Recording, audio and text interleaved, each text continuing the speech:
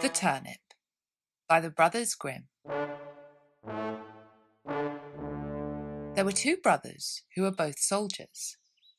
One was rich and the other poor.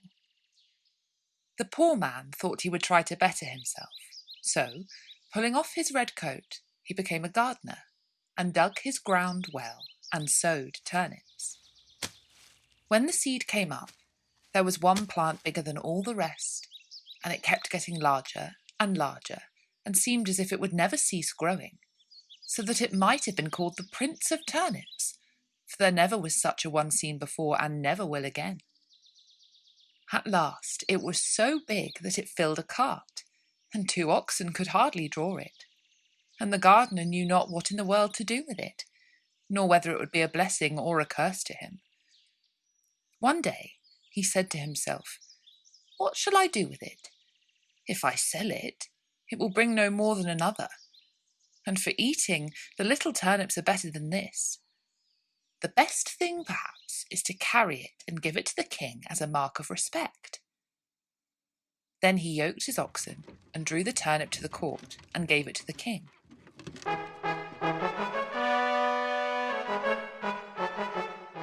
"What a wonderful thing," said the king. "I have seen many strange things, but such a monster as this I never saw. Where did you get the seed? Or is it only your good luck? If so, you are a true child of fortune." "Ah, no," answered the gardener. "I am no child of fortune. I am a poor soldier who could never get enough to live upon, so I laid aside my red coat and set to work tilling the ground. I have a brother who is rich, and your majesty knows him well, and all the world knows him.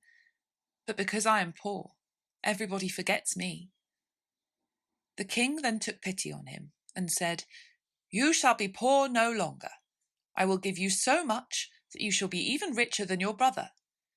Then he gave him gold and lands and flocks, and made him so rich that his brother's fortune could not at all be compared with his. When the brother heard of all this, and how a turnip had made the gardener so rich, he envied him sorely, and bethought himself how he could contrive to get the same good fortune for himself. However, he determined to manage more cleverly than his brother, and got together a rich present of gold and fine horses for the king, and thought he must have a much larger gift in return. For if his brother had received so much for only a turnip, what must his present be worth? The king took the gift very graciously, and said he knew not what to give in return more valuable and wonderful than the great turnip. So the soldier was forced to put it into a cart and drag it home with him. When he reached home, he knew not upon whom to vent his rage and spite, and at length wicked thoughts came into his head, and he resolved to kill his brother. He hired some villains to murder him, and having shown them where to lie in ambush, he went to his brother and said, "Dear brother, I have found a hidden treasure. Let us go and dig it up and share it between us." The other had no suspicions of his roguery, so they went out together, and as they were travelling along, the murderers rushed out upon him, bound him, and were going to hang him on a tree. But whilst they were getting all ready, they heard the trampling of a horse at a distance, which so frightened them that they pushed their prisoner neck and shoulders together into a sack, and swung him up by a cord to the tree, where they left him dangling, and ran away. Meantime he worked and worked away, till he made a hole large enough to put out his head.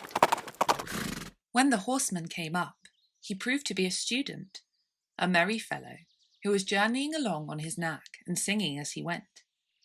As soon as the man in the sack saw him passing under the tree, he cried out, "Good morning! Good morning to thee, my friend!" The student looked about everywhere, and seeing no one, and not knowing where the voice came from, cried out, "Who calls me?" Then the man in the tree answered, "Lift up thine eyes, for behold, here I sit in the sack of wisdom. Here have I, in a short time, learned great and wondrous things.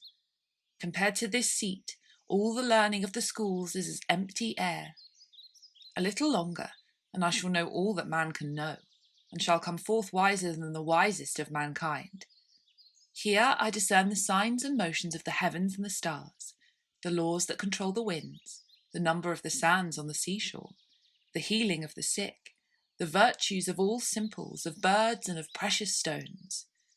Wert thou but once here, my friend, thou wouldst feel and own the power of knowledge. The student listened to all this and wondered much. At last he said, "Blessed be the day and hour when I found you. Cannot you contrive to let me into the sack for a little while?" Then the other answered, as if very unwillingly, "A little space I may allow thee to sit here, if thou wilt reward me well and entreat me kindly. But thou must tarry yet an hour below, till I have learnt some little matters that are yet unknown to me." So the student sat himself down and waited a while, but the time hung heavy upon him, and he begged earnestly that he might ascend forthwith, for his thirst for knowledge was great. Then the other pretended to give way, and said, "Thou must let the sack of wisdom descend by untying yonder cord, and then thou shalt enter." So the student let him down, opened the sack, and set him free. "Now then," cried he, "let me ascend quickly." As he began to put himself into the sack heels first. "Wait a while," said the gardener. "That is not the way." Then he pushed him in head first, tied up the sack, and soon swung up the searcher after wisdom dangling in the air.